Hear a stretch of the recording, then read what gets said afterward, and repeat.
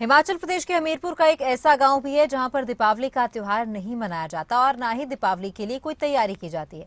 हमीरपुर जिले का समूह गांव में कई सालों से दीपावली मनाना तो दूर की बात है, इस दिन घर पर पकवान तक नहीं बनाए जाते। लोगों का मानना है कि गांव को श्राप है, इसलिए यहां पर दीपावली पर जश्न नहीं मनाया जाता। अगर कोई व्यक्ति ऐसा करता है तो यहां आपदा आती है या फिर अकाल मृत्यु हो जाती है।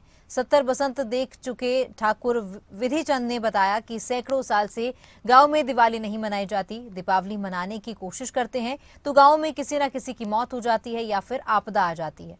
गौरतलब है कि दीपावली के ही दिन गांव की ही एक महिला अपने पति के साथ सती हो गई थी और महिला दिवाली मनाने के लिए मायके जाने को निकली थी।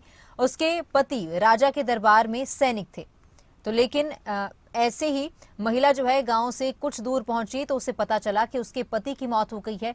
पति के शव को ग्रामीण ला रहे थे। महिला गर्भवती थी। कहते हैं कि महिला ये सदमा बर्दाश्त नहीं कर पाई और वो अपने पति के साथ ही सती हो गई। साथ ही जाते जाते वो सारे गांव को ये श्राप देकर चली गई कि इस गांव के लोग कभी दीपावली का त्योहार नहीं मना पाएंगे। उस दिन से लेकर आज तक इस गांव में दीपावली नहीं मनाई जाती। लोग केवल सती की मूर्ति की पूजा करते हैं और पति के शव को ग्रामीण ला रहे थे। महिला गर्भवती थी, तो कहते हैं कि महिला का ये सदमा जो है उसे बर्दाश्त नहीं हुआ, जिस वजह से उस महिला ने पूरे गांव को श्राप दे दिया और उस श्राप के बाद से, उस दिन के बाद से आज तक इस गांव में दिवाली का त्योहार नहीं मनाया जाता।